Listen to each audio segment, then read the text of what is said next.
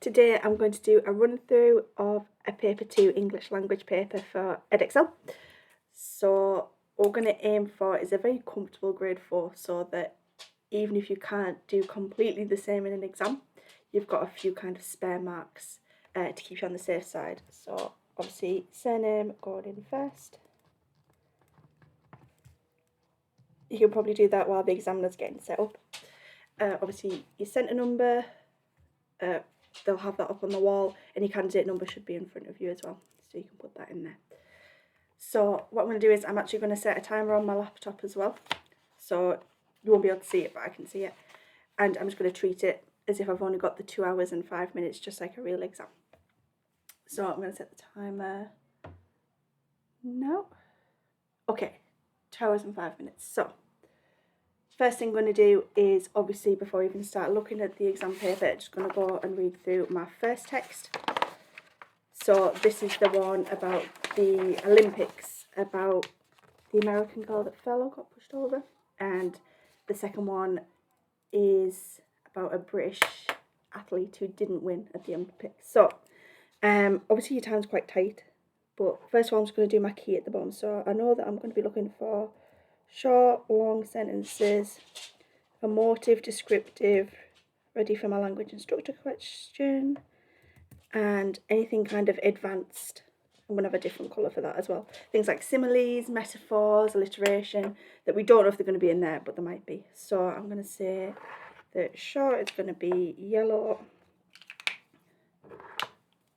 long is going to be orange. They're kind of the similar colour because they're both about sentences. Emotive is going to be blue. Descriptive is going to be green. And advanced is going to be pink. So in a real exam, you don't have to do all these different colours. I'm just doing it so you can see it on camera. But even if you just had one colour and put the letter next to it, then you know which one you're doing. So I'm just going to read through the context. Extract from Collision Course, The Olympic Tragedy of Mary Decker and Zola Budd by Jason Henderson, 2016. So it's an edited extract written by British sports writer Jason Henderson. Describes 2 runners crashing into each other at the 1984 Olympic Games in Los Angeles, United States of America. Mary Decker was the world champion running for the USA. Zola Budd was a teenage athlete who ran barefoot representing Great Britain. Okay, so we know straight away we can't do anything with that. It's just giving us a bit of background information. So I'm just going to go through it kind of line by line. Struggling to keep her balance, Zola's pencil-thin left leg flicked out sideways, tangling with Mary's right leg, and the American stumbled as if she'd caught her feet on a tripwire, plunging forward violently with a thud onto the grass on the inside of the track. Okay, straight away I can see that we've got a long sentence. All the way up to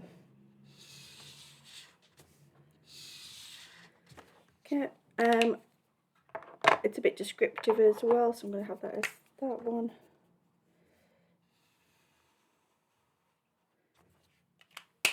And also it's got an advanced one, it's got a simile in there, stumbled as if she'd caught her feet on a tripwire. So I'm going to highlight that as well. So I'm really happy that in my first kind of sentence I've got 3 language and structure features to look at. Around the arena, spectators gasped in horror. Oh, emotive.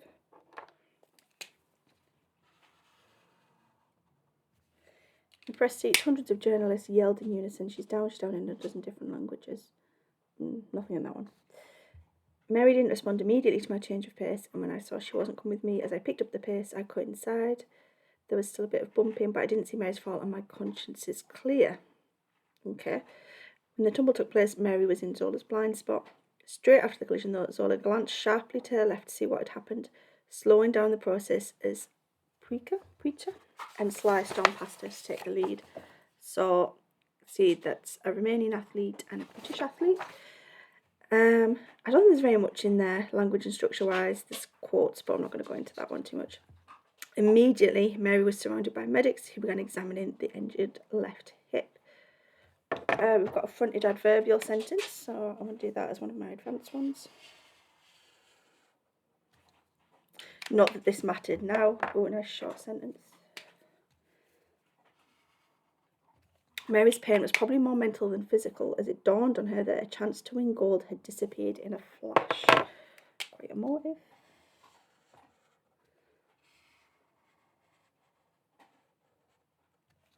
Back in the race, Zola quickly regained the lead ahead of Sanguine as the three had broken clear from the rest of the field in the melee. Melee meaning a confused scuffle. Okay.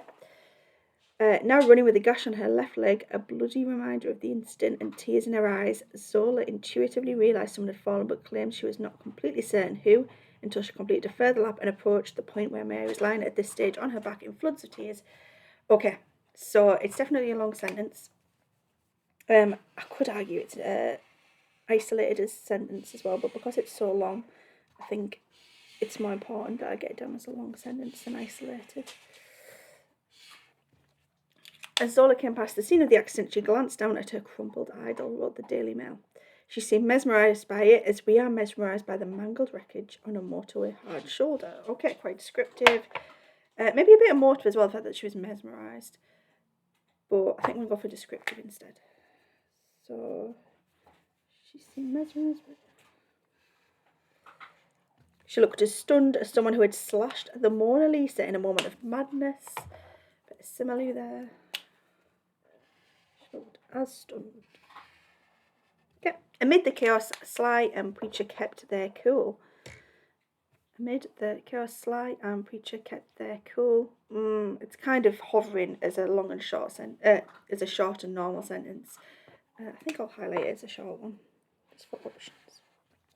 The crowd's boos were breaking Zola's spirit, but her British teammate in the rain were focused on winning medals. I think that's quite a motive, the fact that her spirit is broken. So I'm going to put that as a motive. I told myself not to be disturbed by the commotions and Sly and to think only of winning the gold medal. After the Deco incident, I realised a big gap had opened up and this was the chance.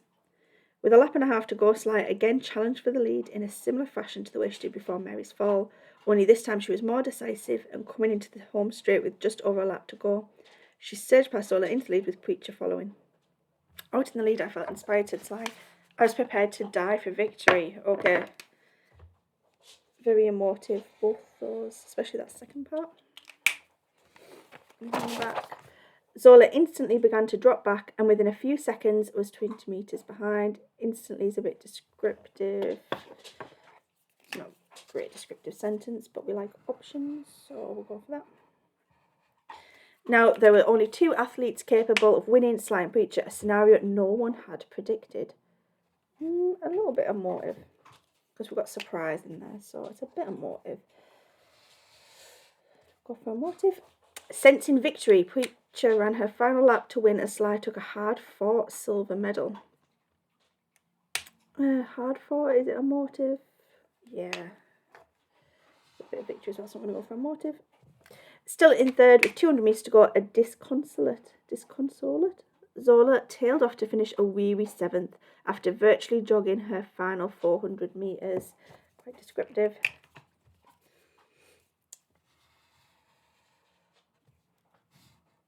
It was almost as if she was postponing the moment when a fresh nightmare of accusation and counter-accusation would begin. Motive.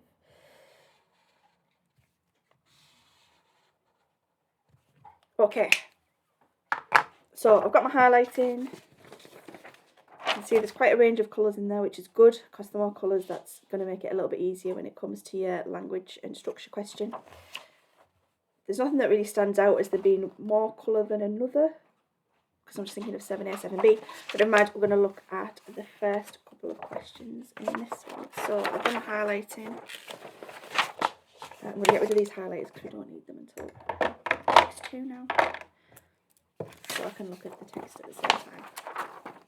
So from lines 6 to 11, I'll keep using this yellow. From lines 6 to 11, identify 2 reasons why Mary Decker falls. Okay, so line 6 to 11, there's 5, so 5, 6, there's 10. Oh, so this is entire paragraph. So I know these are the only bits I can look at. Mary didn't respond immediately to my change of pace, and when I saw she wasn't going with me, as I picked up the pace, I cut inside. There was still a bit of bumping, but I didn't see Mary's fault, and my conscience is clear. When the tumble took place, Mary was in Zola's blind spot. Straight after the collision, though, Zola glanced sharply to her left to see what had happened, slowing down in the process as Preacher and Sly stormed past her to take the lead. So there's nothing very specific that says this is why she fell, but we can see a couple of details about Mary. So she didn't respond immediately to my change of pace. And when I saw she wasn't coming with me, that's something about her, I cut inside. There was still a bit of bumping, but I didn't see Mary's fall. That could be a reason that she falls. When the tumble took place, Mary was in Zola's blind spot. This one seems the most overt to me, that this is a reason that she fell. Straight after the collision, though, now we're talking about after she fell, so it's not going to be as relevant. So I think definitely Mary was in Zola's blind spot is going to be one.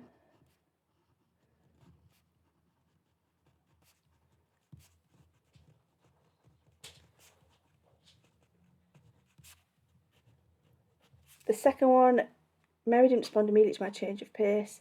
When I saw she wasn't coming with me, I cut inside. There was still a bit of bumping. I think possibly one of these two, but I didn't see Mary's fall. I think that's kind of saying that's a reason why she fell, so I'm going to go for that one. There was still a bit of bumping.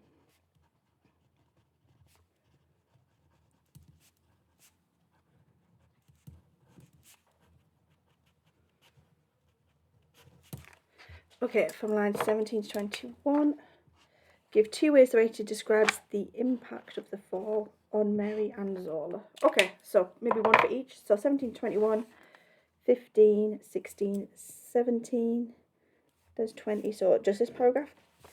Now running with a gash in her left leg, a bloody reminder of the incident, and tears in her eyes, Zola intuitively realised someone had fallen, but claimed she was not completely certain who, and she completed a further lap. The touch point was Mary was lying at this stage on her back in floods of tears. Okay, so if I go for just one of each, because it's asking about Mary and Zola, the fact that Zola has a gash on her leg, I think is probably the most overt one. So now running with a gash in her leg.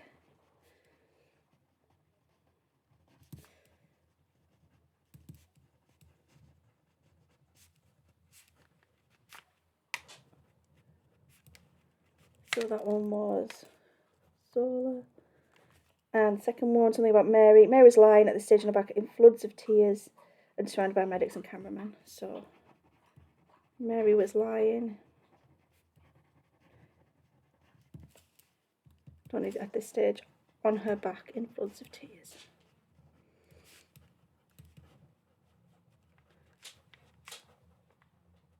Okay, that'll do. So looking at question 3, always the same question every single time. Analyse how the writer uses language and structure to interest and engage the reader. That is, going into your exam, that's what your question is going to be, which is quite nice because I could pick any of these quotes and say that they're interesting if I get stuck. So first thing I'm going to do is I'm just going to separate my text into beginning, middle and end. So I'm going to say the beginning is probably the actual kind of collision bit. After the effect, and the end's going to be when everyone starts kind of finishing the rest. So for my beginning section, I've got this sentence which got loads of stuff in it, plus this one. So I've got pretty much quite a few options in that one. In this middle section, I've got a long sentence, short, emotive, examining one, advanced one. At the end, lots of emotive and descriptive. I think the ending bit, I think, is the least interesting because it's just about people winning. So I'm going to pick this one first and work backwards. So they kept their cool. The booze were breaking her spirit. I felt inspired, prepared to die for victory. Scenario no one predictor I quite like. This one, almost as if she was postponing the moment when a fresh nightmare of accusation and counter-accusation would begin. I think I'm going to go for that one. So for my end, I'm going to have something that is emotive. So this one, my options are either the fronted adverbial sentence, the short sentence, or the long sentence, because we can't do another emotive.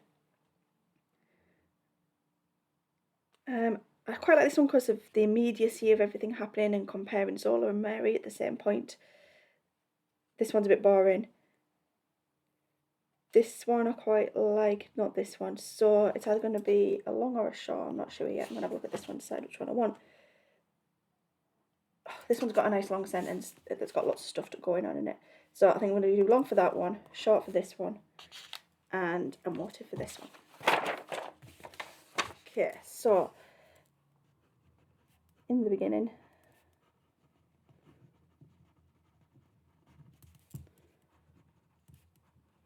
the writer uses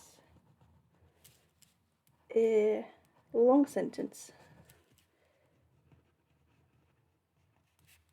to, I mean, like I said, this one is always going to be about interest and engage. So that's what I'm going to put in my answer, to interest the reader. You don't need to put interest and engage. To interest the reader. For example,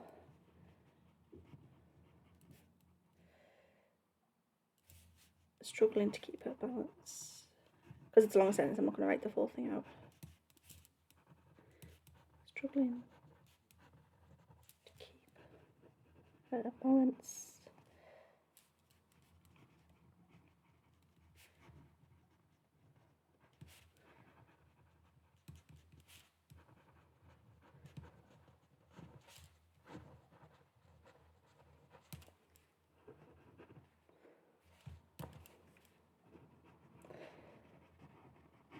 Dot sideways, and I'm going to do dot dot dot. Going up to the last kind of comma, which is here, so plunging forward violently.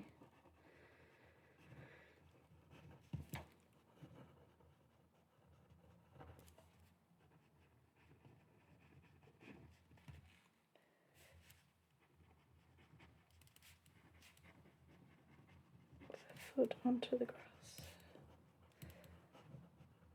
The last bit isn't important, so I'm just going to do dot dot dot again. Okay, so now I'm going to develop it and go into this suggests.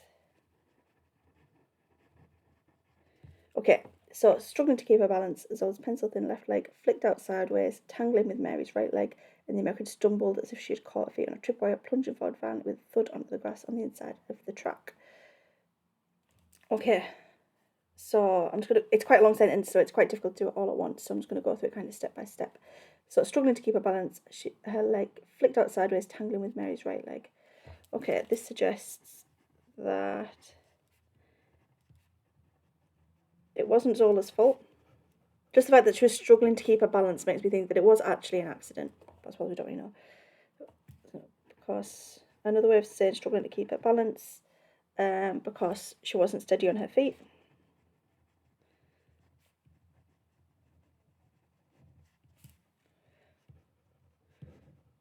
She wasn't steady on her feet. And the American stumbled as she caught her feet on a tripwire. Okay, and the other girl fell immediately.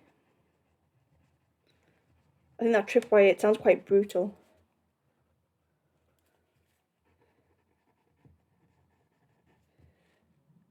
Especially plunging forward violently with a thud onto the grass on the inside of the track. I think I'm going to focus on that thud for my next bit. So the use of the word thud. It's a noun, but if you're not sure on your word classes, you can just put the use of the word. But because I know that it is a noun, I'm going to put that in instead. The use of the noun thud.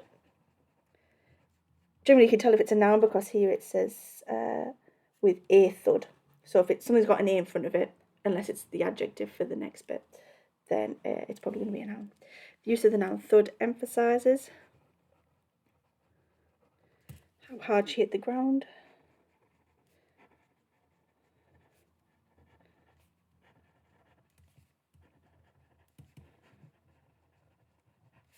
And how much it must have hurt, I guess.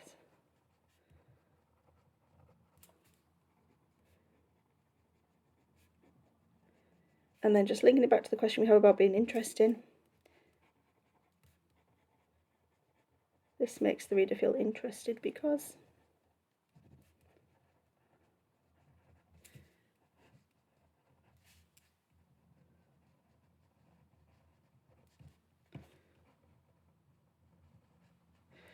I think the idea that she's fallen so hard is probably going to want to make you keep reading to see if she's damaged, if she's like hurt herself seriously, if she's even unconscious. I think if you hit with a thud, maybe she's hit her head. So I'm just going to focus on that. This makes you feel interested because they want to know. Obviously, we are never ever going to write they want to know what happens next and leave it at that. We are never going to write that. But something specific that you do want to know based on that sentence. So because they want to know how how badly she is hurt, and if she continues the race.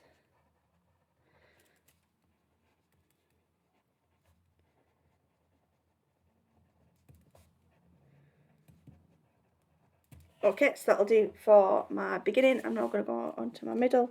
So in the middle,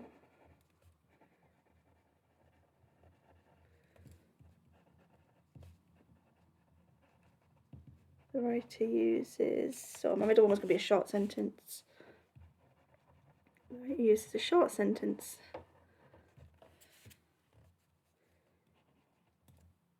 to interest. I'm going to change it up and just put engage instead of interest this time, but it doesn't make much difference. To engage the reader, you can do interest all the way through. It's not going to affect your marking anywhere. In the middle, the writer uses a short sentence to engage the reader. For example, not that this mattered now.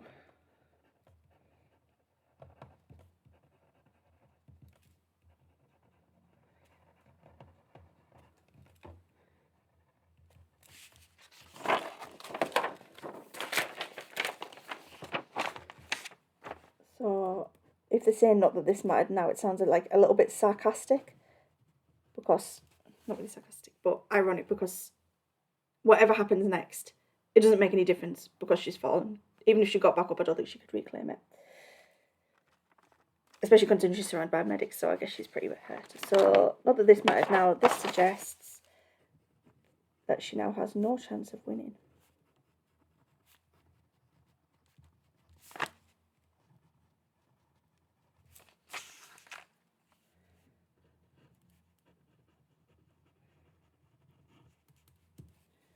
I could probably go into it a little bit more, but my first paragraph was quite detailed, so I think that'll do for this one.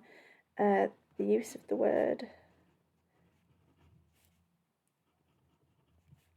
not that this mattered now. I think it's probably going to be either mattered or now.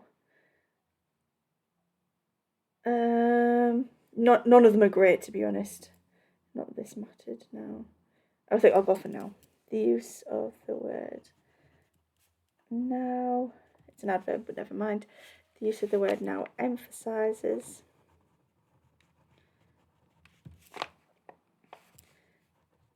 how at this moment, what is happening at this moment. Not that this mattered now means that she can't win. So I'm saying how at this moment her dreams have ended immediately.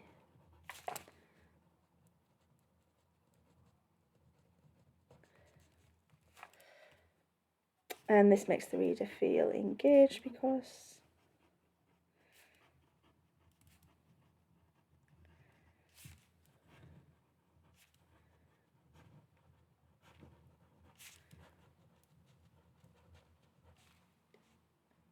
I think you're meant to feel a bit sorry for her. It's quite hard to kind of engage with this text, I think. I don't think it's the most interesting one. But I think this makes them feel engaged because they feel sorry for her. She's got this far, she's tripped. It wasn't even her own fault, possibly. It's a bit ambiguous whether it was her fault or the other girl's fault. So this makes them feel engaged because they feel sorry for her.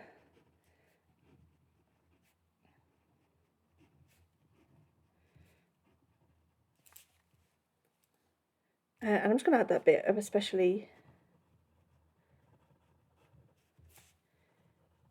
since it might not have been her fault. I don't know whose fault it was. Obviously, I haven't seen the real thing. But even from reading this, I'm not really sure whose fault it was. And I think it's meant to be like that, kind of objective. It's not taking anyone's side. It might not have been her fault. Okay, and the final one was going to be my emotive one, which was on the other side. So at the end,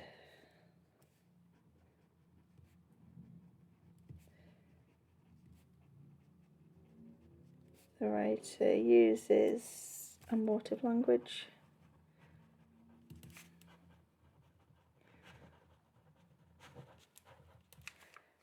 to interest the reader.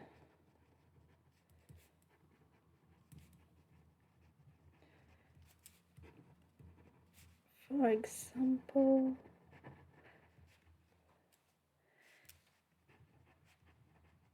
it was almost as if she was postponing the moment.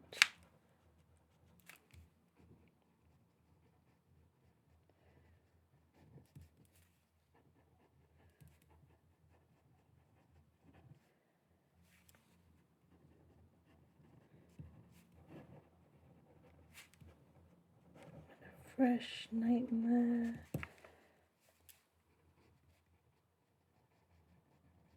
Of accusation and counter accusation would begin.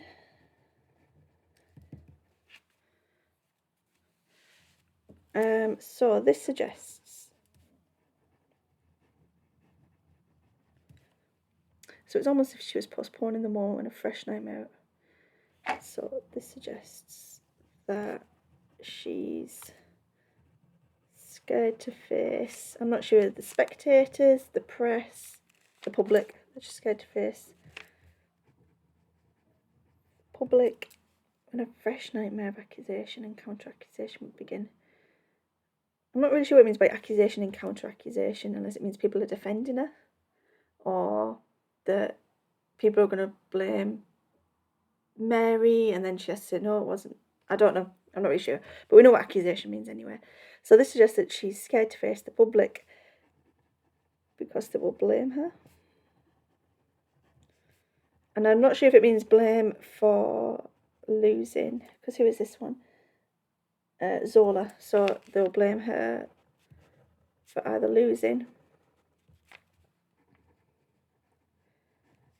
or tripping Mary.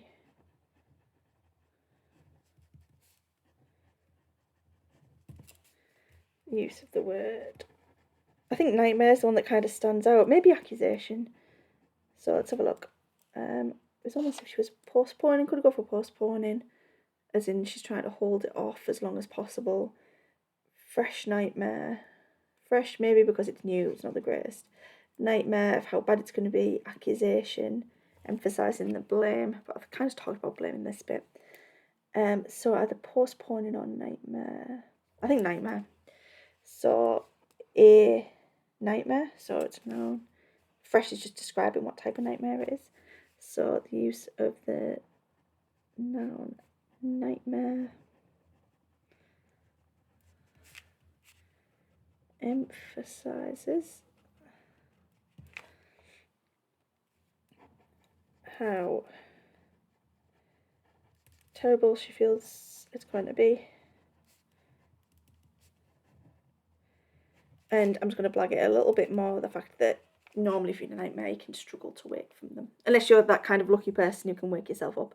Normally nightmare, it kind of implies that there's no escape from it. Obviously you do wake up in real life, but when you're actually in a nightmare it feels like there's no getting away from it. So I'm just going to put that in as well to be a bit clever. So emphasise how terrible she feels it's going to be and how there will be no escape.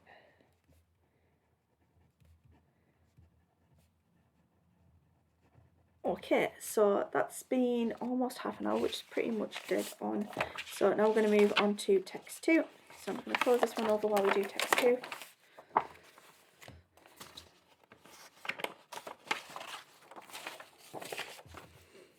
Okay, so getting all my colours out again. I'm just going to do my little key. I probably don't need to because I can just pull this bit up and have a look. But it does help having them written down like this.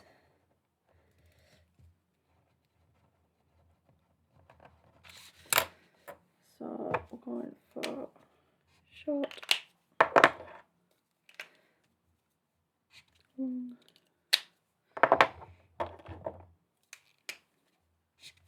active. Probably shouldn't put the lids back on because I'm going to be using them again in a second.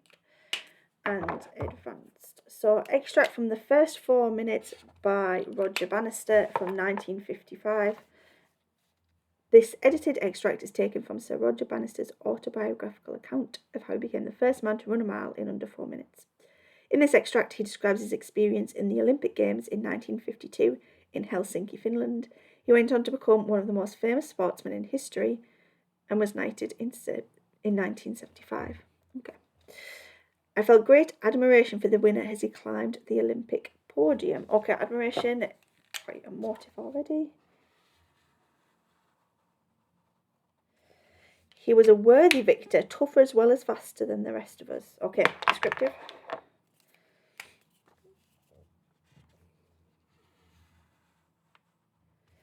I knew his happiness must be without limit. I knew his happiness must be without limit. Okay, short sentence. He was strong and courageous, and fortune had smiled on him. Ooh, nice. So, straight away, it's descriptive because of him being strong and courageous. Fortune had smiled on him. I like that little bit of metaphor, specifically some personification. So, that might be one to look at. No one could begrudge him his success. No one could begrudge him his success. Short sentence.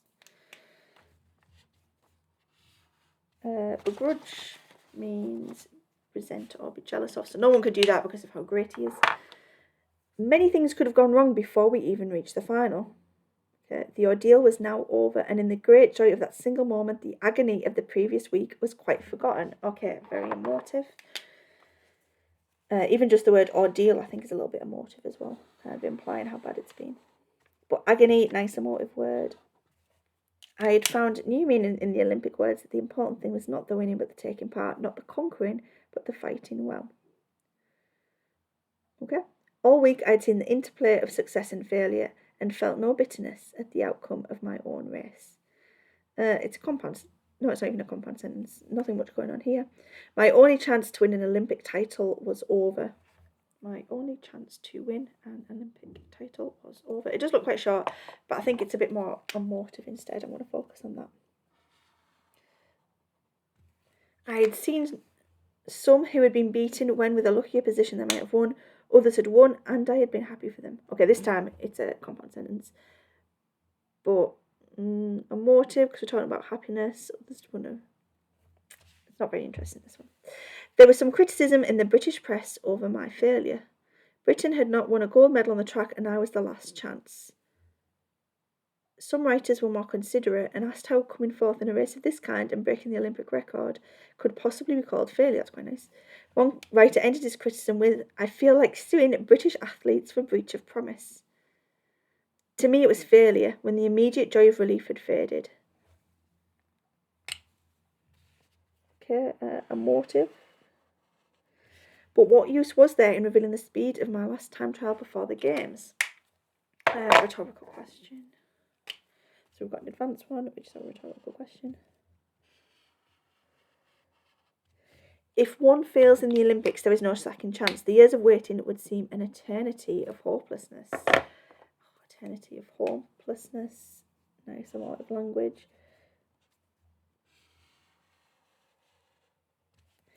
Any attempt to explain away disappointment is taken as an admission of failure. The games were a great success. Short sentence. No nation can wreck the Olympic movement when to run costs an athlete no more than food and shelter, a pair of running shoes, and willingness to drive himself to the furthest limit of exhaustion. Long sentence.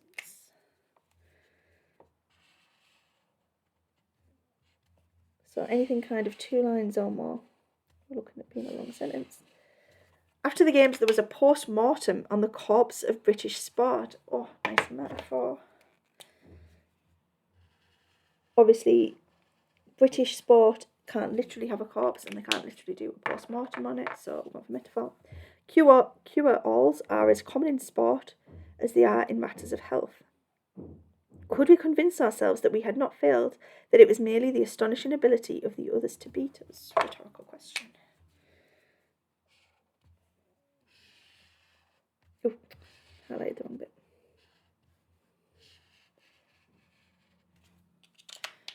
I didn't mean to highlight that, so I'm just going to cross this bit out. If we keep our own attitude, other countries will respect us more and we shall still enjoy our sport. Maybe a little bit emotive, kind of inspiring them, especially in kind of a world stage. The Helsinki Olympic Games were a turning point in my life in more ways than one. A little bit emotive. Until then, I had on the whole been successful in all the races that mattered to me. I do not find it easy to be overconfident, but an Olympic victory might easily have made me so. Okay. My opponents were stronger physically and psychologically. My opponents were stronger physically and psychologically.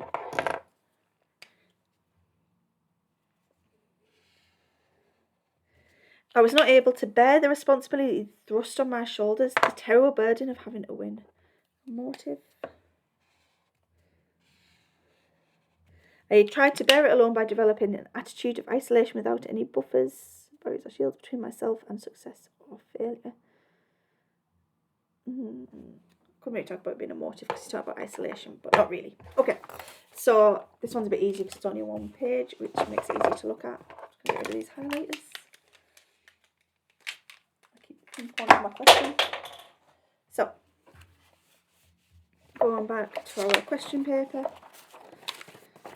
From lines 5 to 10, identify one feeling Roger Banniston has after the race.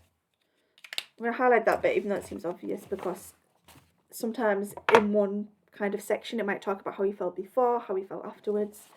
So lines 5 to 10, 5, 10, so we're looking kind of here. Many things could have wrong.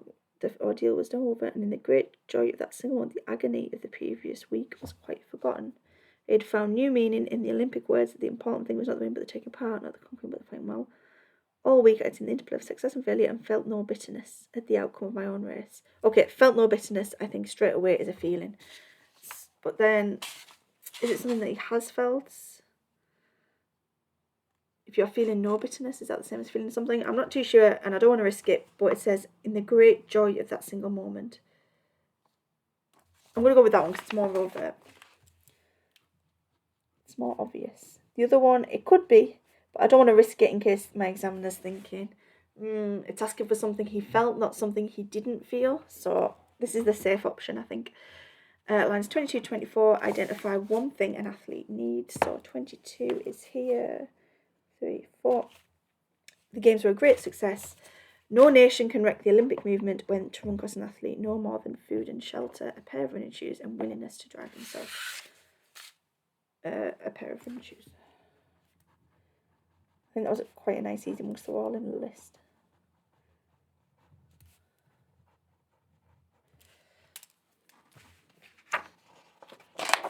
Okay, this is where it gets a little bit tricky because it's going to ask me a specific question and my quotes have to kind of reflect that.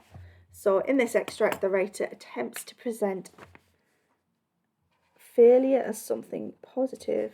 Okay. Evaluate how successfully this is achieved. So we know we're going to have our successfully word in there. So just like the last one, I'm going to split it into beginning, middle and end. So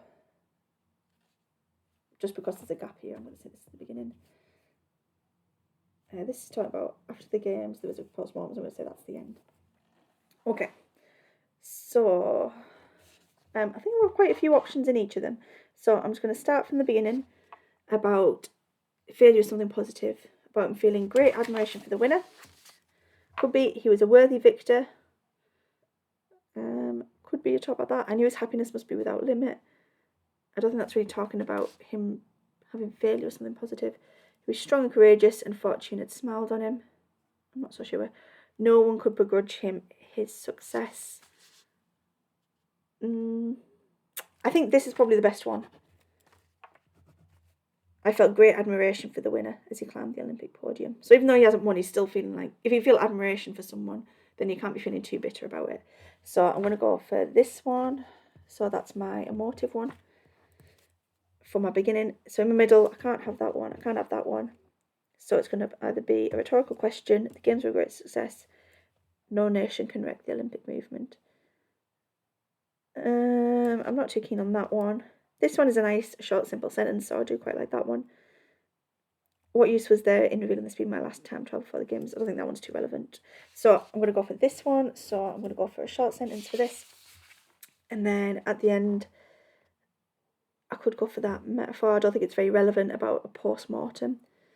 Could we convince ourselves that we had not failed, that it was merely the astonishing ability of the others to beat us? Rhetorical, maybe. We can't use any of these blue ones. My opponents were stronger physically and psychologically. I do quite like that one, but it's quite similar to the first one, so I think I'd find it difficult to do. This suggests. Oh, actually, because we're going for grade 4, I think I'm going to pick this one, and I'm going to do this one as my unsuccessfully. So this is going to be my metaphor. So I've got a motive successfully, short sentence successfully, and then at the end I'm going to do the metaphor for unsuccessfully. Okay, so just like we did last time, the only difference is for the first two I'm going to have the word successfully in there. At the end I'm going to go for an unsuccessfully. In the beginning the writer successfully uses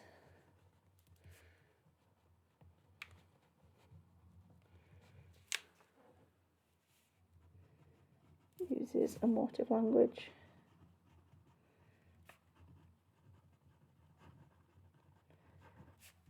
To present failure as something positive.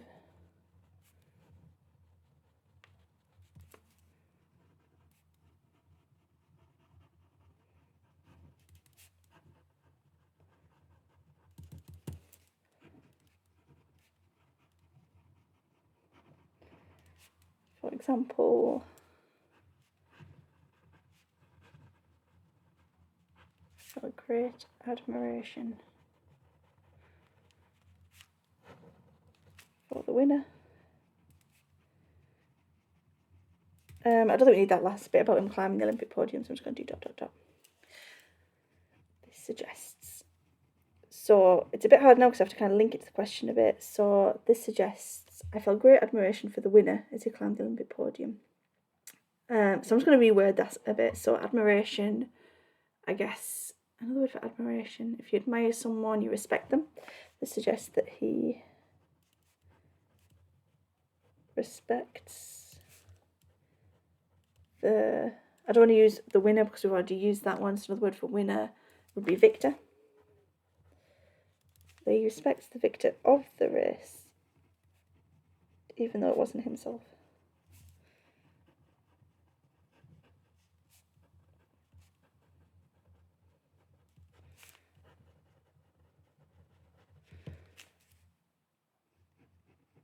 The use of the word. Okay, so I think admiration is the one that really sticks out there. Possibly winner. I felt great admiration for the winner as he climbed. I think it's going to have to be admiration. The use. So I felt admiration, so that's your noun. The use of the noun. Admiration, because if it's a verb, it would be admire. So the use of the noun admiration emphasises.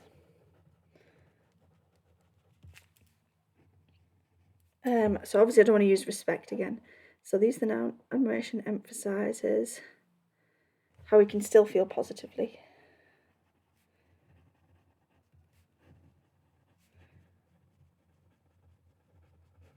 I do want to talk about how he has respect for the other guy, but I've already wrote about respect. So emphasise how we can still feel positively about another athlete.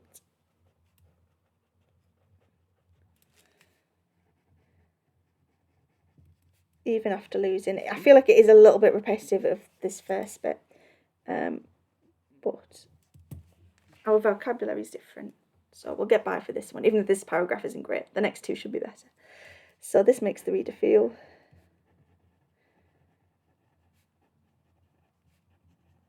We'll link it back to the question again, just because in paper 2 you don't have a lot of time to be thinking of kind of in detail. So this makes the reader feel failure is something positive.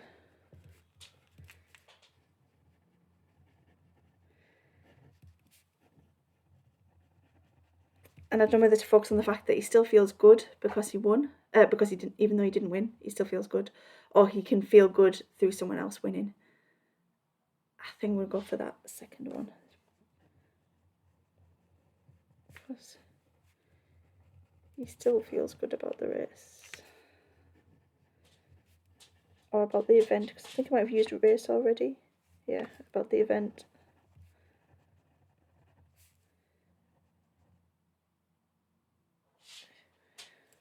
We used even a lot, so despite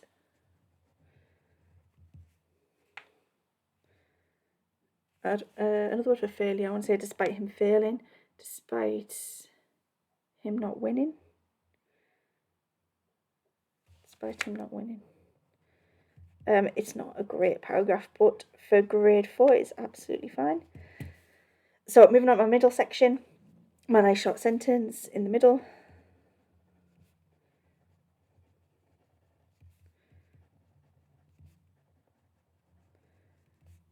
The writer successfully uses a short sentence.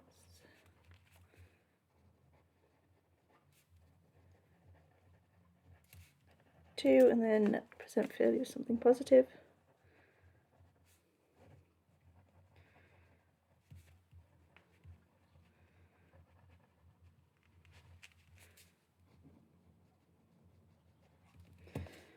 For example, the games were a great success.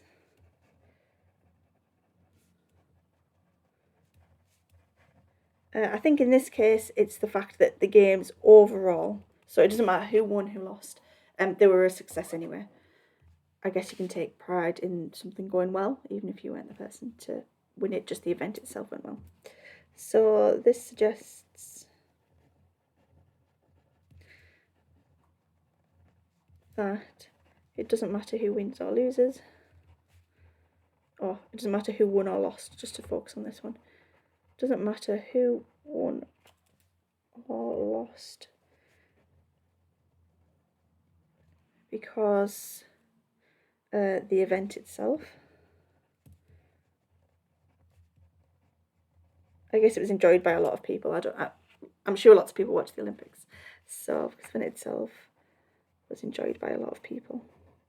So not specifically about him in this case, I think it's the overall British public or everybody watching Commonwealth, the whole world. Everyone kind of enjoyed it, apart from the people obviously who wanted to sue him because he lost. But the event itself was enjoyed by lots of people.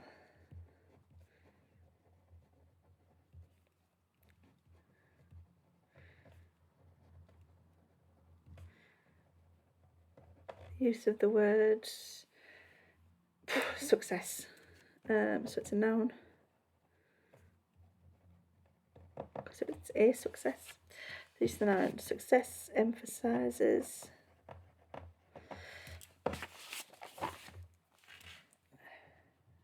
how. So another way of saying success emphasises how. I think I've used positive already. Oh no, but it's in the question. Emphasises. Use the noun success. Emphasises how the Olympics can be, I don't want to say enjoyed, can be appreciated.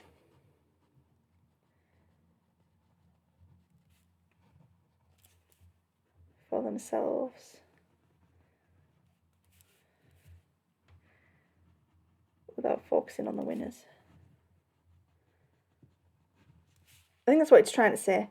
The fact that the entire kind of show of it was good. And this makes the reader feel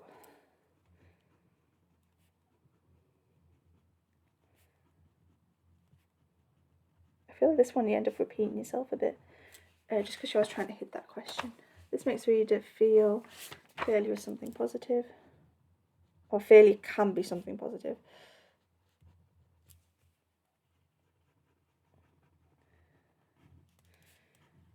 I don't want to say again about how it doesn't matter whether you win or lose. So create something positive because your place in the race, your standing. I'm not sure what the word is, like what rank you came, because you're I don't even know what the word is. Because your finishing place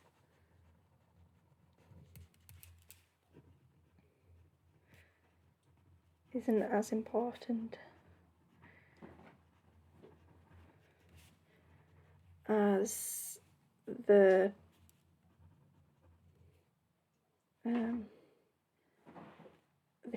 community sounds a bit too sappy, as the joy of the event, which does sound sappy as well, but it'll do. Joy of the event. Okay, so that's my beginning, my middle. I've done 2 successfully. I'm going to focus on my last one as being unsuccessful. So at the end, this was the bit about the corpse and the post-mortem. At the end, the writer unsuccessfully uses, I remember it was advanced, but uses metaphor.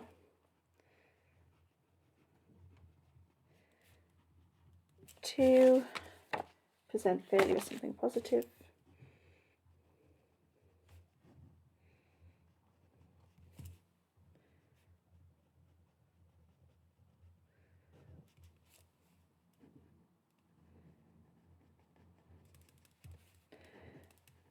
For example,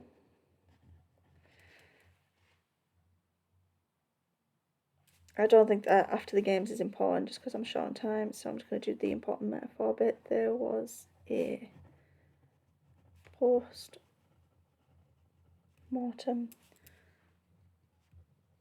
on the corpse of British sport.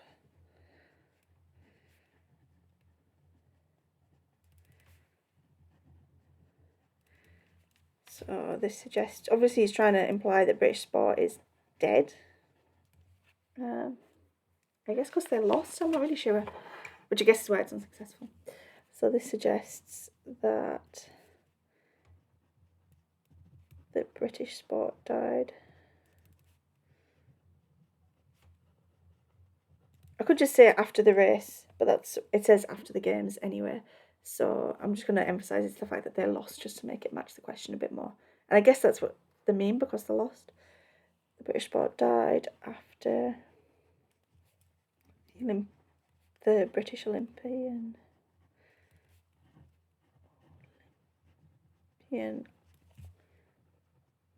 lost. Post-mortem obviously is the kind of examination you do of a dead body. So I guess if they're examining it, they're trying to find out why it died. So in this case, what went wrong? I think that's probably something more I'll do in my the use of the word. It's just that the British sport died of the British Olympics lost, and they need to examine why. And then obviously post-mortem, I think is the word I'm going to focus on. I could do corpse,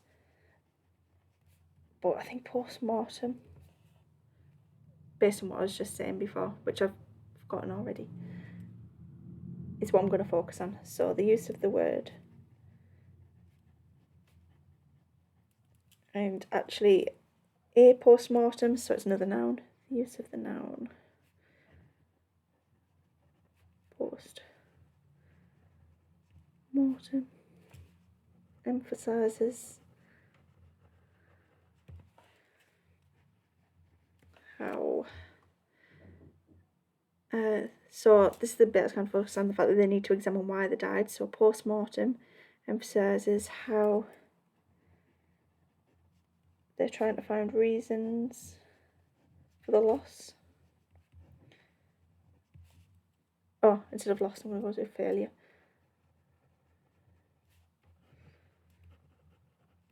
For the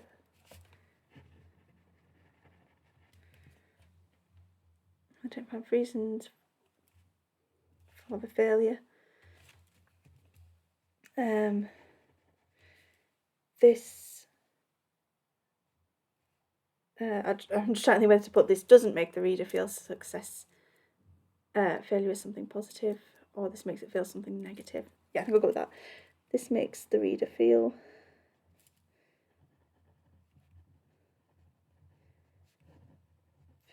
failure is negative.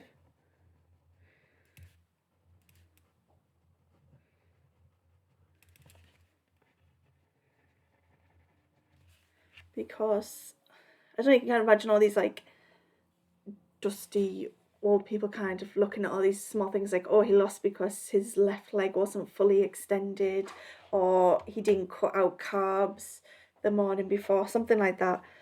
So it sounds like quite bitty and critical. Okay, so yeah, I'll focus on critical. This makes me feel failure is negative because other people are being critical. I think sometimes you can just lose. Other people are better, but in this case, they're going to try and find out. It's not even like, oh, this is what you did wrong, we can improve next time, you're going to do better. It's kind of like saying, oh, this is what you did wrong. This is why you lost. So this makes me feel failure is negative because other people are being critical and will, I don't want to say criticise him, because it's too close to critical, and will blame him for what he did or didn't do. And maybe I'm reading a little bit too much into this, I'm not sure. But better to read too far, I think, than to not get enough detail. So I think that is a very confident grade 4 because we've got 2 successfullies and an unsuccessfully. It's been about 55 minutes. Let me just double check. I've got an hour and 10 minutes left, which is okay. I'm going to see if I can do this and kind of do this bit in 10 minutes, maybe. Okay, question 7.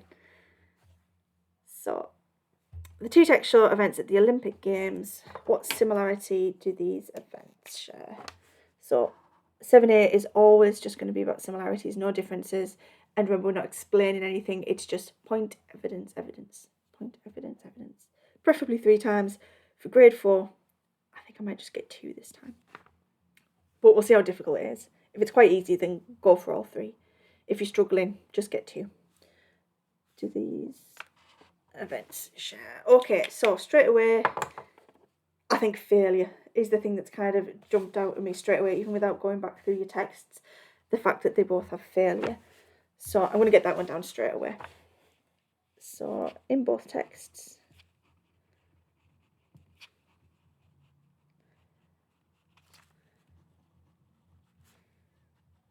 the events. Is it the British girl, the British person who failed in both of them? So British. Zola was British and she lost as well. Yeah, okay. So in both events, in both texts, the events have the British athlete failing.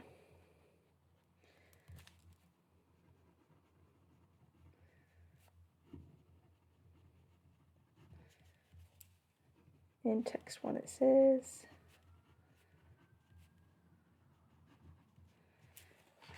so I was at the end about coming 7th. Zola tailed off to finish a wary 7th.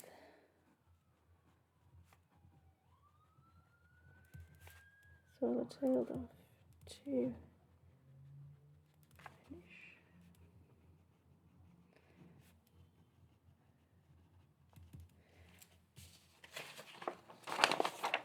And in text 2 it says,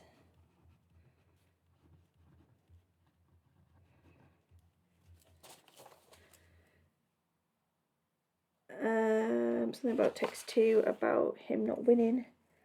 I guess the fact that he felt great admiration for the winner is something that shows that he lost. Oh, to me it was failure when the immediate joy of relief had faded.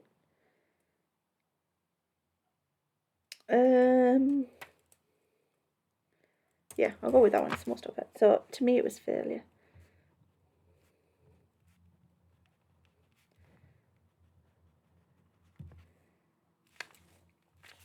When the immediate joy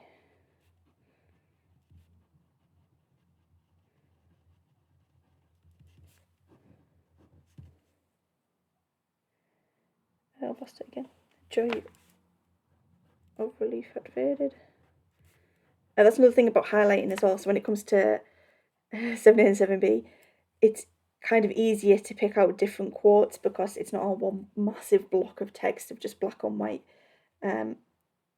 My eyes do kind of go to the highlighted bits first, but it does make it a little bit easier to read as well. Joy of relief had faded. Okay, nice in both texts. So when I was doing that and I was looking for my quote for text 1, I was just looking at that bit here where it says, it was almost as if she was postponing the moment when a fresh nightmare of accusation and counter-accusation would begin. It jumped out at me because it's highlighted and because it was circled, just because we used it for question 3. But also, based on what we just did for question 6, when we talked about the guy getting blamed, it kind of jumped out that these are quite similar. So that is just one that's jumped out at me when I've been looking through. Again, because I've highlighted, it makes things jump out a little bit more. So in both texts, the athletes, we don't know if they are going to get blamed, but she thinks she's going to get blamed. He thinks he's going to get blamed, or it's implied that he's going to get blamed because of that post-mortem thing. So in both texts, the athletes feel they may get blamed. I don't know if she's feeling that. I'm just going to put maybe.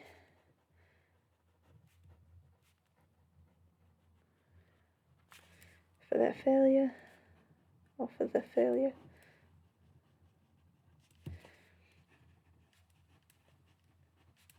In text 1 it says,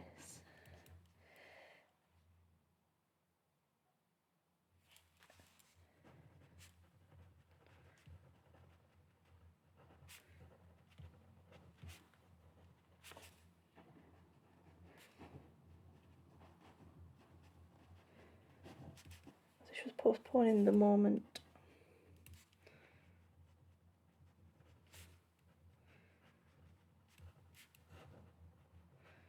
when a fresh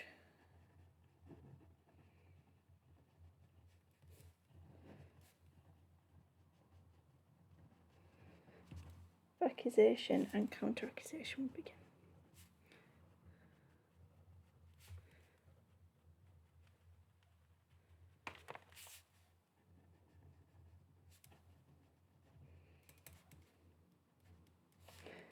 And then in text 2 it says, and I know I'm going to use that post-mortem quote. So,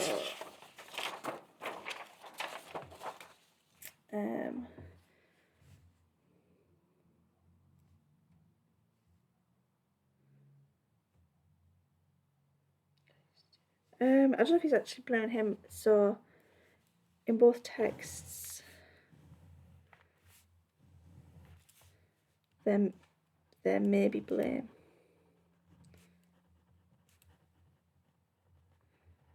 I've just changed it a bit because this bit about the post-mortem, I don't know if they just looked at it in general or if they're looking specifically at him. So in text 2 it says there was a post-mortem on the corpse of British sport.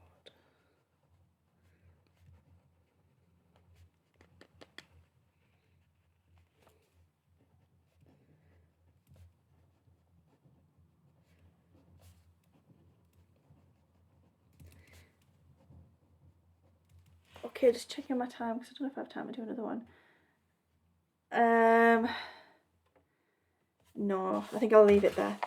So if I was feeling like I'm on a roll, I'm not as confident with 7B, I'd rather get another 2 marks for 7A.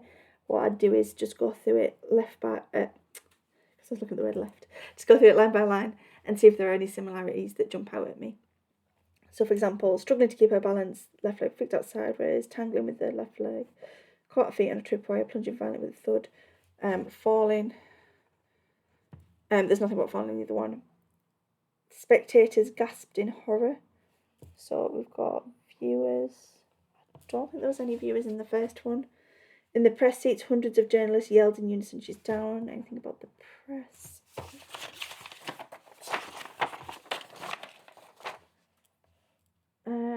I don't. Oh, there was some criticism in the British press of my failure. So, if I wanted to, I could go into a third one and talk about the reactions of the press. So, in both texts, the press react to these events. So, in both texts, these events have press reacting to them. So, in text 1, it says, in the press seats, hundreds of journalists yelled in unison. I don't think we need what they actually yelled. In text 2, something about the press. There was some criticism in the British press over my failure. So if I did have time, or if I wanted to go for maybe a grade 5, then I'd look at doing another one. But just for this one, for getting the grade 4, I'm going to move on to 7B. So, compare how the writers of text 1 2% ideas and perspectives about taking part in international competitions. Okay, so straight away I'm going to look at 7 8, see if there's anything I can steal over for similarity, anything I could argue represents, as well as just these general events, but also about international competitions. The events have the British athletes failing. One similarity is that British athletes could fail in international competitions. It's not the best. In both texts, there may be blame for the failure. I think this one's more useful. One similarity is that in international competitions, blame may be given for who fell, or for why there was a failure. Also, the one about the press. I think I might do the press one just because I didn't do it for 7A. But you could just steal one of these ones as well. I don't think this one's much good, but this one's more likely. We could argue this one. So we'll do this one because it's on the piece of paper, and then if I've got time, I'll do the one about the press as well. So in both texts, so one similarity, we're going for our PEDJED framework. So I'll point about what the similarity is, evidence from text 1, what this suggests, a joining word, evidence from text 2, and then what this suggests. One similarity is that in international competitions, just linking it back to the question.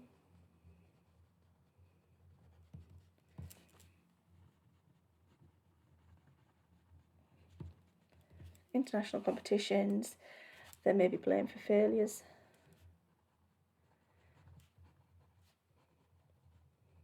So remember, this one is not talking about what specifically happened. It's kind of saying what's it showing about international competitions in general. So you'd have to twist your words a little bit so that it matches this one. There may be blame for failure.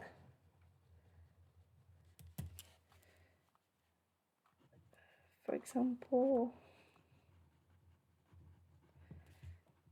in text 1 it says,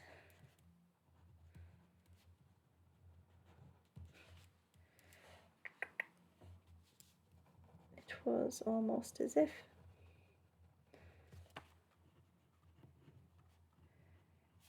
she was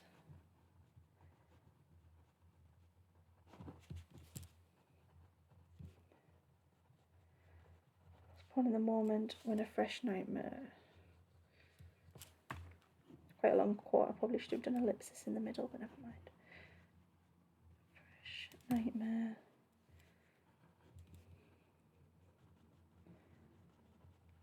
Accusation and counter-accusation would begin.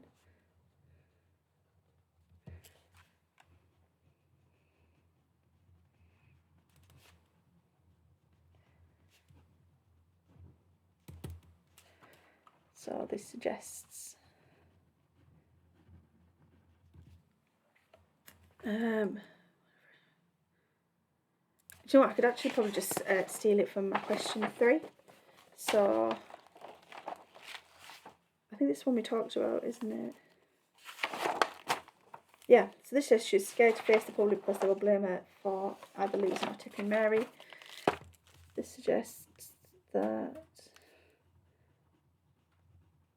athletes are afraid. It doesn't have to be exact words, or even you don't even have to copy it. It's just to give me some ideas because my brain went a bit blank. Are afraid after the race to face the public.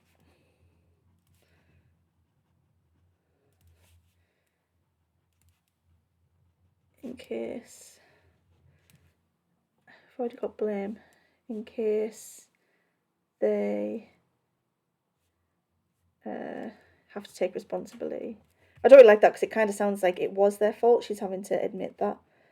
But I don't want to use the word blame again because they have to take responsibility for not winning.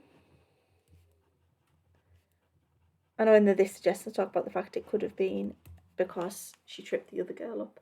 But in this case, I'm just going to talk about the fact that she didn't win. Going to use my joining word. So because it's a similarity, I'm going to go for similarly. And then my evidence from text 2.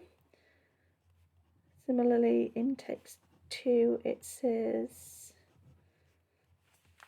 my quote for text 2 was, there's a post-mortem on the corpse of British sport.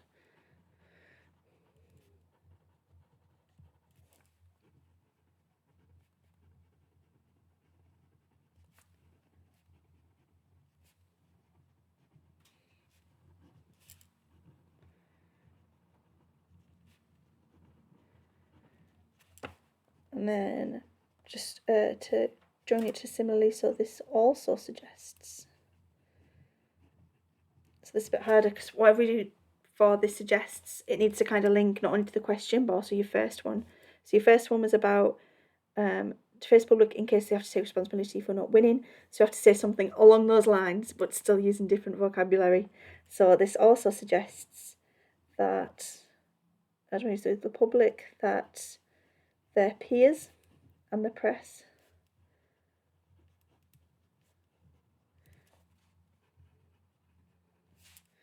again, I don't want to use criticise, don't want to use blame, but something along those lines will look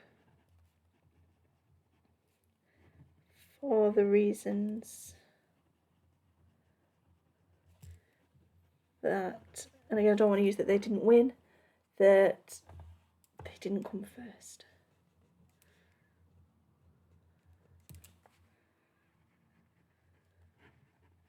Okay, so that's my first similarity. If I had time, I could do another one to show you, but because we've got transactional writing, I think I'm just going to power through these really quickly. So one difference is, so first of all, I'm going to try and make it easy for myself. This similarity, is there any difference between them? Just so I don't have to start looking through my text to find a difference. So as you postpone the moment a fresh nightmare of accusation and counter accusation will begin. One thing I could pick out is the fact that, like I said, hers is also because she tripped the girl, so it could be something to do with that. And in this one, he's quite gracious towards the person who won. So I think I'm going to try and put that down as a difference. The fact that in the first one, there's kind of an element of, what's the word? Whatever the opposite of sportsmanship is. The fact that they're competing with each other, but they're going to do anything to win. But in the second one, the guy was like, he was really happy for the other guy that won. So one difference is how the athletes treat their competitors. I think that's a kind of general thing. The athletes treat their competitors.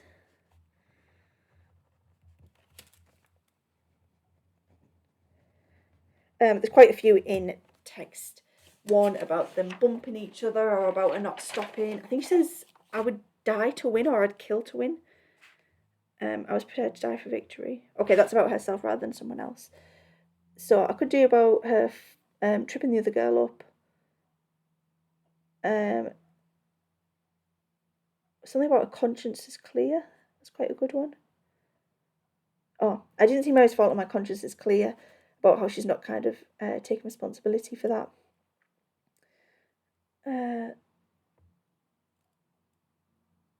I told myself not to be disturbed by the commotion, to think only of winning the gold medal. After the deck incident, I realised a big gap had opened up and this was the chance. I'm trying to think of a quote where it shows that they kind of don't care about each other.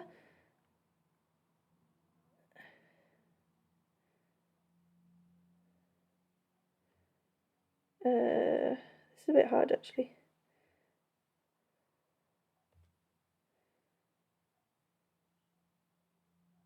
So the intuitive reader, someone had fallen but claimed she was not quite zen. She glanced down at her crumpled idol. She seemed mesmerised by it. Okay, so maybe she didn't dislike it that much. Amid the chaos, Sly and Preacher kept their cool. They were focused on winning medals. I told myself, I think something around here. I'm wasting quite a lot of time trying to find a quote. So I think I'm just going to pick this one. In text one it says,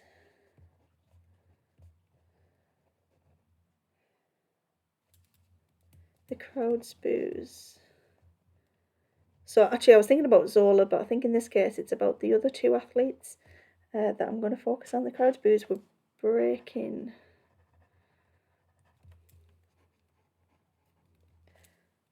Zola's spirit,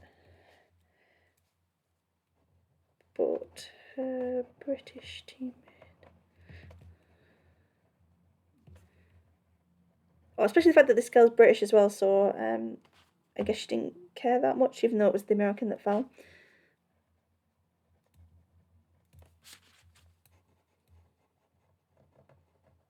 The Romanian were focused on winning medals.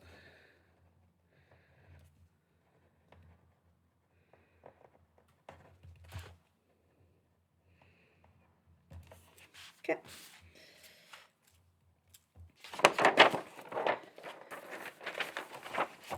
So this suggests that they didn't care. And that's the main kind of crux of it, that they cared more about winning than about the girl that fell.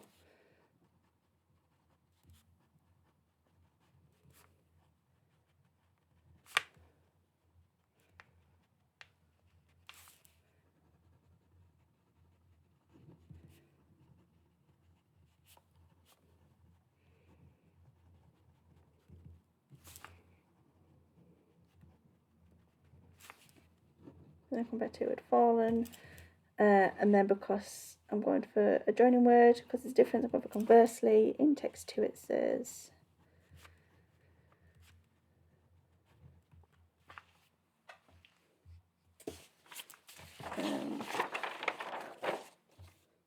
pointed about feeling great admiration for the winner, I think.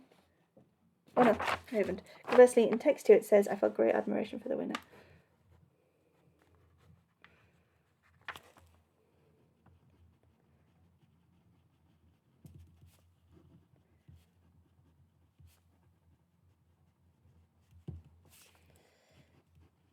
And then instead of also, I'm going to put however. This, however, suggests that just the fact that he was happy for his teammate, I guess. Well, not his teammate, that he was happy that, I don't want to use competitor again, that a rival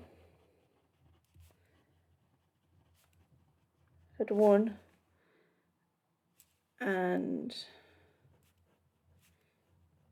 I probably should have done about that. It's more important to take part than to win, but never mind. And he cared about the other people.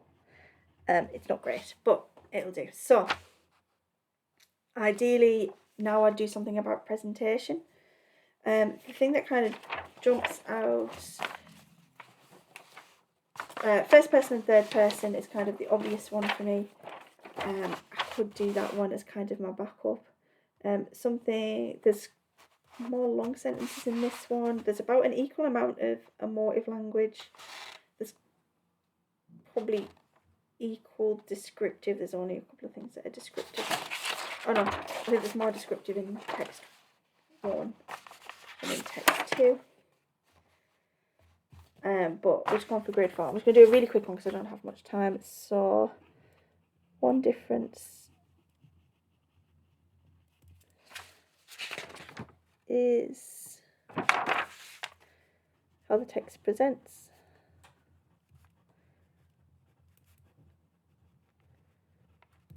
Ideas of international competitions.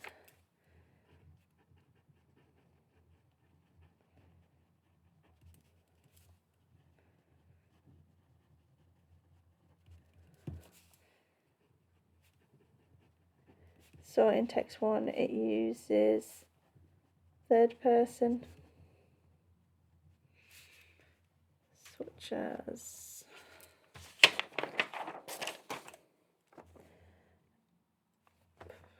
immediately. I don't think I'm going to put it in. Immediately Mary was surrounded by medics.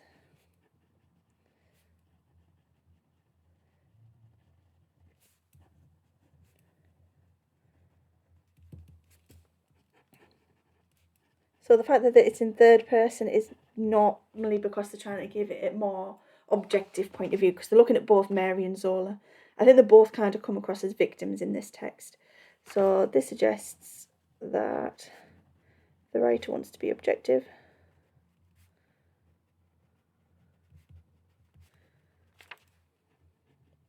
Probably could have picked a better quote. It's just the writer must be objective and show everyone equally.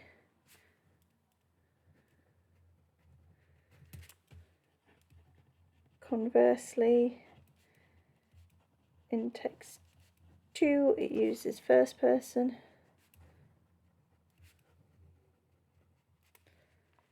Such as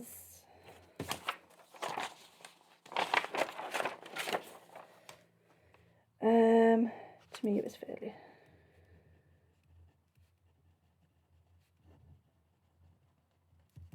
Oh, I think I might have already used that quote in text. Oh, no. To me it was failure. This suggests.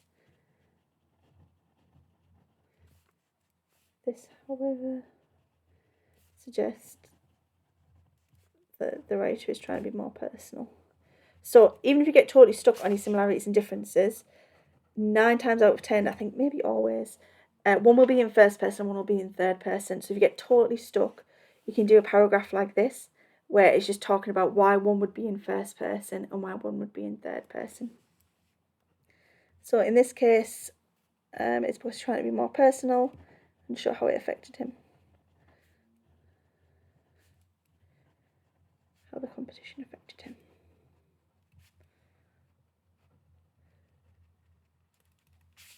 You could also talk about, for presentation, things like if one uses long or short sentences, but I don't think there was a big difference in that. That one had 2 long sentences, this one had 1 long sentence, so it's not a big difference. Short sentences, there was 2, 1, 2, 3, 4. You could maybe say there was more short sentences in text 2 and talk about why they've done that, maybe for emotive impact, whereas the other one, it's got these long sentences because it's trying to show how everything's happening all at once, because it's talking about when the race is still happening. So there's that sense of speed. So you could have a look at something like that as well. But if you get totally stuck, talk about first and third person, or second and third person, however it's been written. Affected him. Okay. So for the final big question, we've got 43 minutes, which isn't bad. Just want about 45, and really we should be able to do this one quite quickly, to be honest. So I don't need this anymore, so I'm going to get rid of that so it's not in my way. But I can always take it back if I wanted to check for any spellings or anything. So my options are a letter to a head teacher about the importance of educating young people about exercise and healthy living, benefits of exercise, reasons why it's important, encourage students. Okay, I feel like that one could be quite a nice one to do, because it's got a lot of opportunities to put evidence in, and you get more marks for like evidence. So I do quite like that one. Competition in sport is not good for anyone. Do I agree or disagree? Areas of life where people are competitive, positives of competition, negatives of competition. This one's a bit vague, and for section B, I do like it where it's more specific because it gives you more ideas about what to write about. So I'm going to go for this one. So I'm going to do question 8. I'm going to make a very, very quick plan just to remind myself it should only take less than 2 minutes. So benefits of exercise and healthy eating.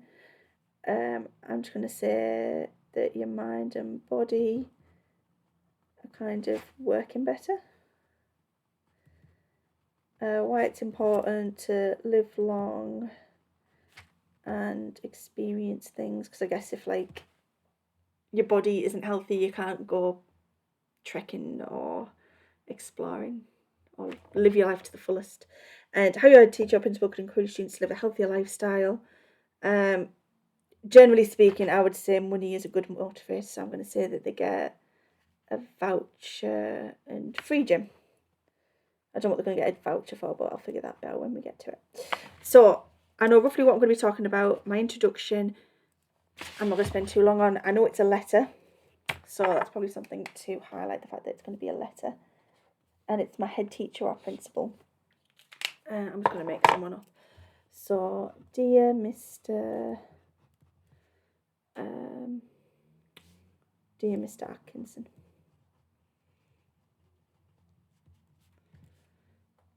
Okay, so now I'm going to have to do my introduction, kind of talking about why I'm writing and kind of grabbing his attention as well, because I imagine a head teacher who gets loads of letters. I'm going to try and make it a bit more engaging. So I think I'm going to start off with a rhetorical question, and I'm going to do that isolated sentence straight away. So if you weren't sure of your language and structure features that you want to try and include, maybe just put them on here so you've got your deforest if you're going for your advanced ones.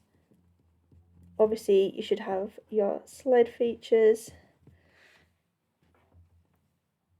and your, I'm going to go for our point, evidence, flip side, moving forward when we're structuring our paragraphs. Evidence, if you did need some reminders, are going to be things like rhetorical question, expert opinion, statistics, and facts with numbers.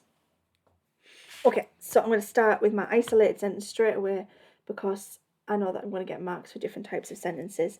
So apart from short and long, you've got things like your fronted adverbial, and you've got your isolated sentence, compound,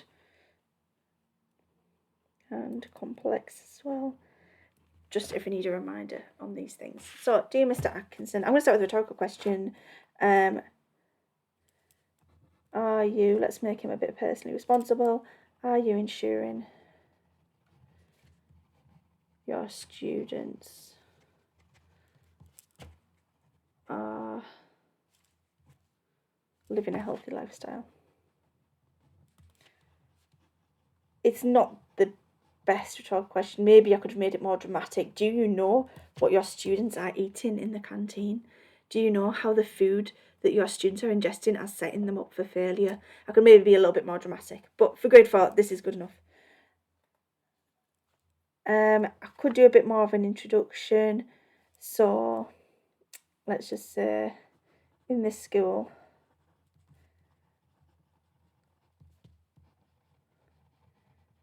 healthy eating and exercise are not a priority.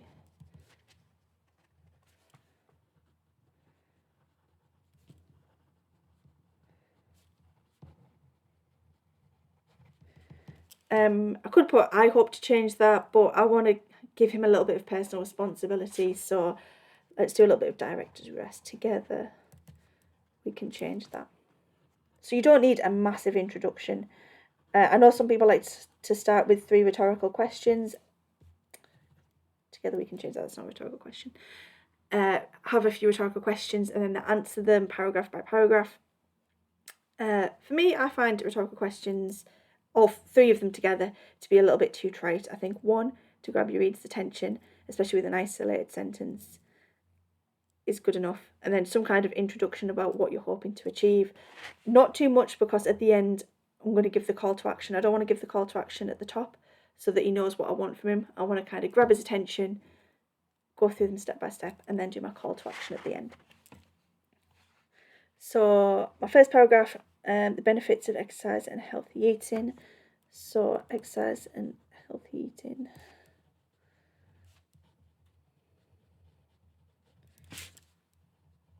I'm not going to do anything too fancy. Have many benefits. Many.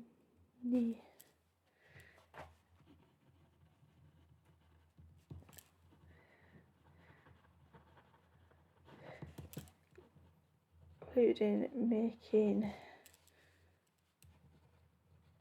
learners more focused. I'm going to throw some evidence in there. Let's go for expert opinion. So Dr. Kate Southall, a nutritionist. That seems like someone you should listen to about food. Has said that people in education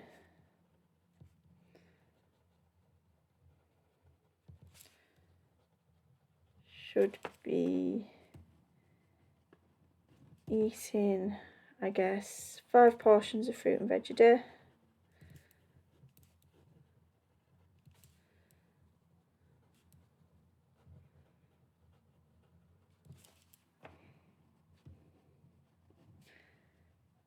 And exercising for 3 hours a week. Remember, you don't have to kind of think back, oh, have I ever read anything about this? Is there any research that I know? Just make up. As long as it sounds reasonable. You know, if you'd said maybe 25 portions of fruit and veg in one day and exercising for 7 hours every single day, then it would sound a little bit too intense and not very believable. But this, I think, is quite reasonable. It sounds like what we kind of all know. So I've done my point, my evidence. I'm going to do my flip side. Without adequate food. Without adequate food? I don't think food's the right word. Without an adequate diet,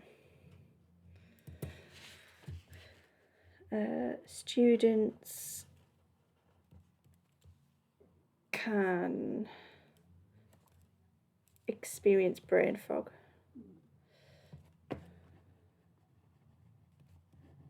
And lose concentration.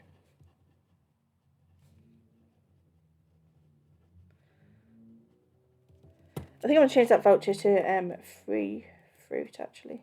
Because I didn't know how I was going to work the vouchers. I think free fruit is better. Moving forward, I would like to see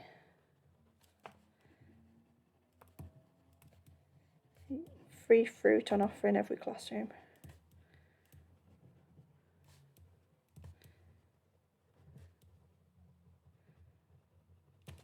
Okay, so that's kind of my first one, benefits. Why exercise and healthy eating is important. I feel like that's kind of a similar thing. So I'm going to do a fronted adverbial sentence. I'm going to go for secondly. In which case I might as well put firstly up here. So firstly, exercise and healthy eating have many benefits, including making learners more focused. Secondly, exercise and healthy eating are important because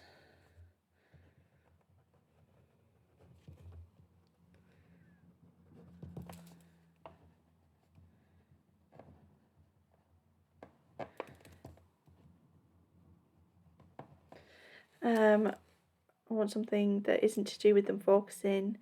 I guess because if you're doing it when they're in school, it's setting them up for a lifestyle. So because it sets, I don't want to use healthy again, it sets them up for a beneficial lifestyle, for a, I feel like healthy is the only good word, for a healthy lifestyle. If I can think of another word, I'll come back and change it. Let's change healthy then to nutritious. It's less repeating. For a healthy lifestyle as adults.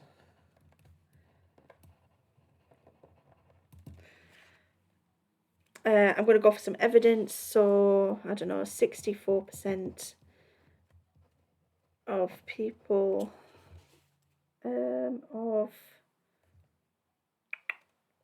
don't want to say like unhealthy people, or 64% of people. I'll change that statistic. So let's go for 84% of people who live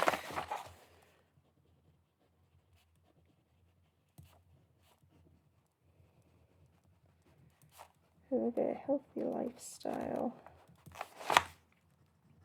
started these habits in secondary school or college.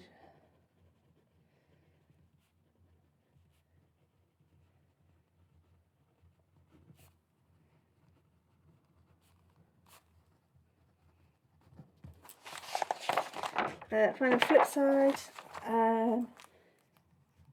if you don't help them be healthy,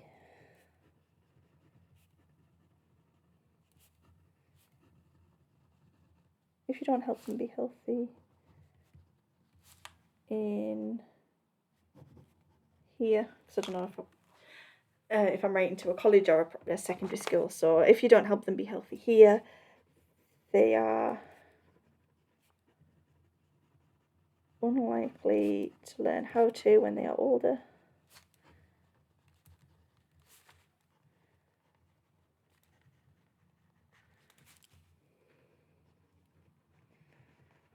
So moving forward, I guess when we're moving forward in this case, I want to give them the information they need. So posters should be displayed. I guess specifically near eating areas.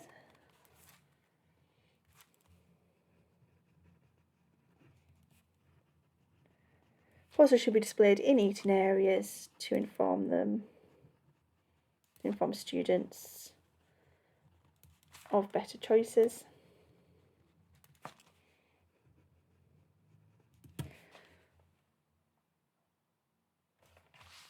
So now we're going on to our final one, how they can encourage students to live a healthier lifestyle. So I guess thirdly, you can encourage them to be healthier by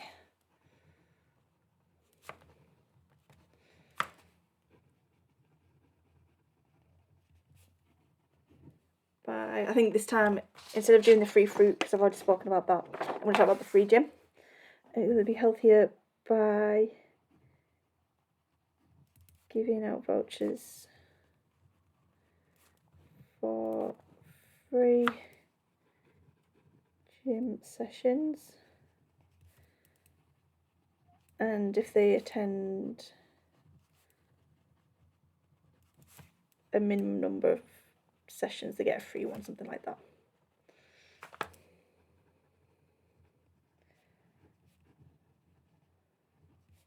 I don't know if schools or colleges actually make you pay to use the gym. I would hope not, but in this context, I want to pretend that they don't, and in this case, it's something we can do to get them healthier.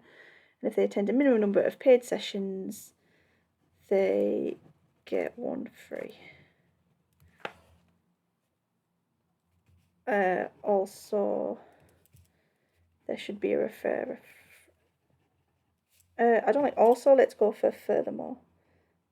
Make it a bit more fancier vocabulary. Furthermore, there should be a refer a friend scheme.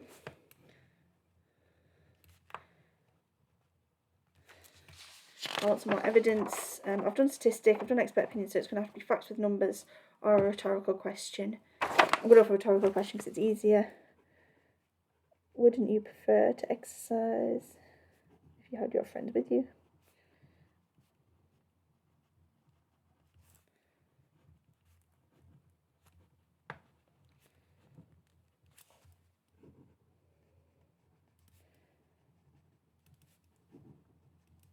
And I think that's it. So I'm just going to do a conclusion. So I could do in conclusion, but let's be a little bit fancier. We're going to go for in summation. I'm just going to summarise everything that we've spoken about. So it is important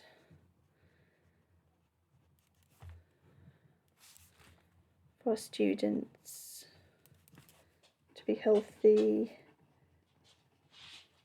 So not only for their learning, but also for... So it would be important for students to be healthy for their learning and for future habits.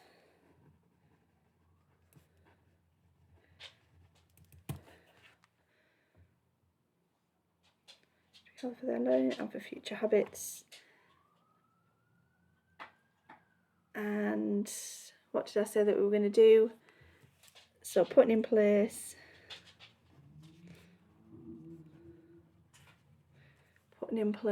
I guess, free gym membership or free gym sessions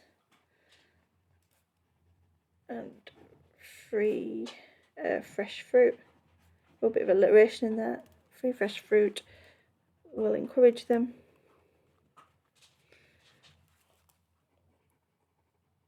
And informational posters. I don't want to say we'll give them more information. And informational posters will give them a better idea of how to make healthy choices. I don't use healthy again. Beneficial. More beneficial choices.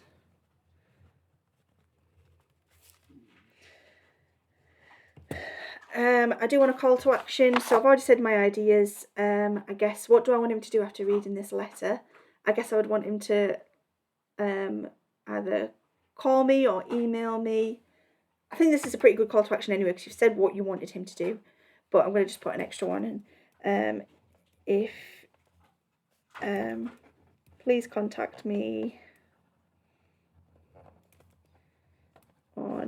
l@school.ac.uk so we can discuss this further. If all else fails and you can't think of a call to action, just put some kind of contact details in so they can talk to you. So now we just need a sign off because it's a letter.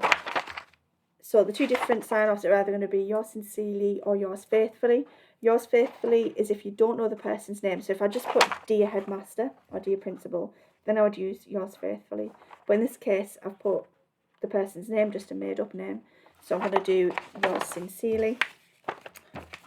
I'm a bit annoyed that it's going on to a second page just for my sign off, but never mind.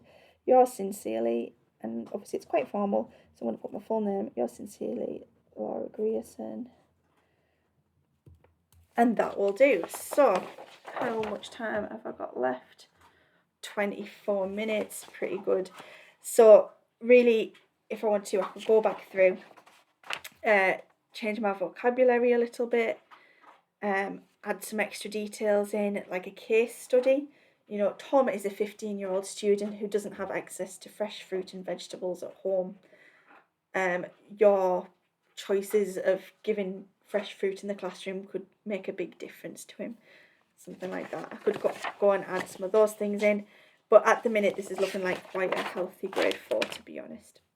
So I've got all of these things in. I've got my 3 paragraphs, language and structure, long sentences structure, short sentences structure, emotive language is language. I've got my full PEDEL paragraphs. Oh no, I don't. I didn't do how it makes the reader feel. So it's a good job I was checking through it actually. So this makes the reader feel. This makes the reader feel. This case. This makes the reader feel. What was this about? To interest the reader. This makes the reader feel interested because.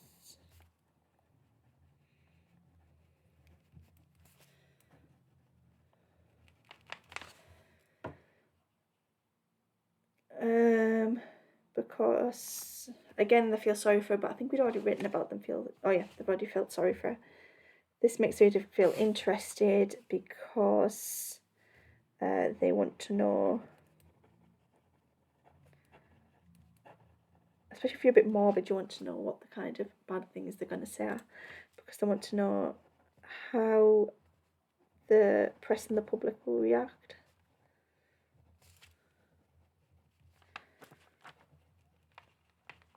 Will react towards her.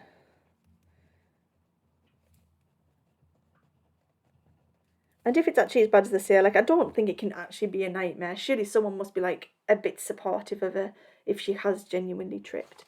So I'm putting it towards her, and if anyone will support her.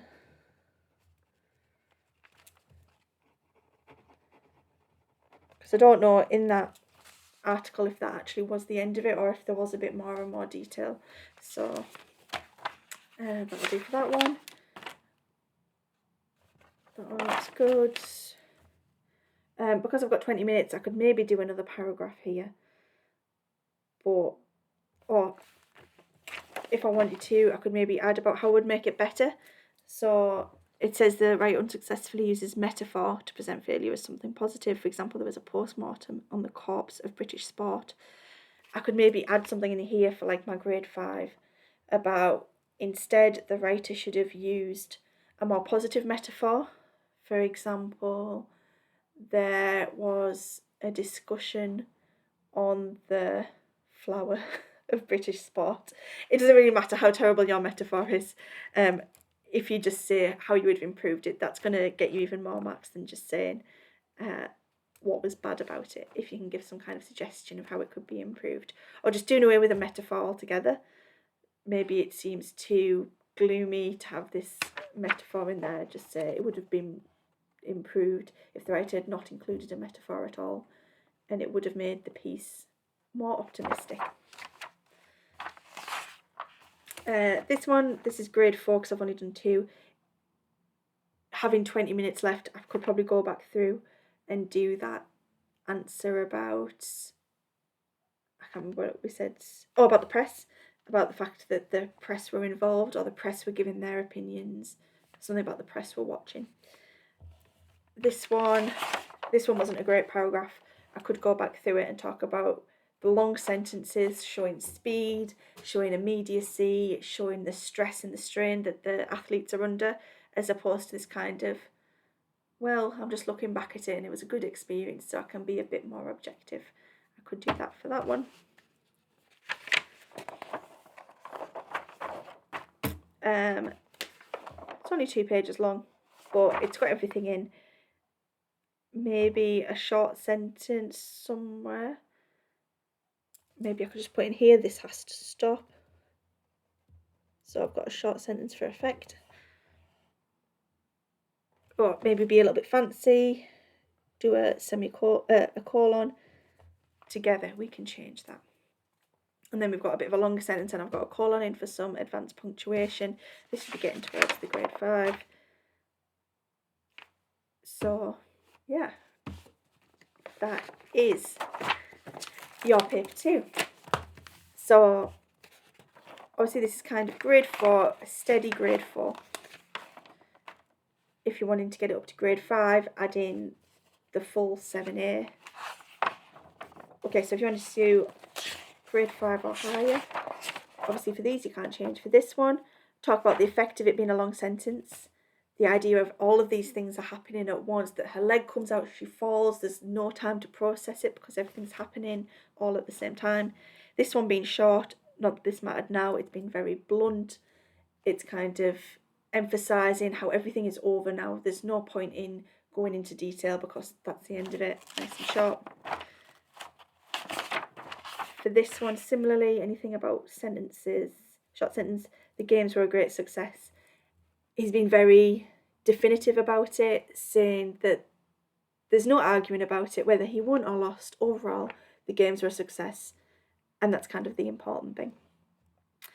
And like we said, this one, explaining what you would have done to make it better or to make it more positive. 7, putting in your extra paragraph to go for 6 out of 6. For this one, doing another presentation one, either about a similarity or a difference, but this is a good backup one. And then for this one, like I said, some advanced punctuation in there, maybe an ellipsis somewhere.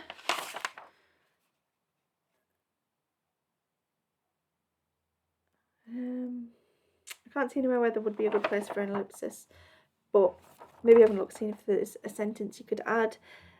We've got a fronted adverbial sentences.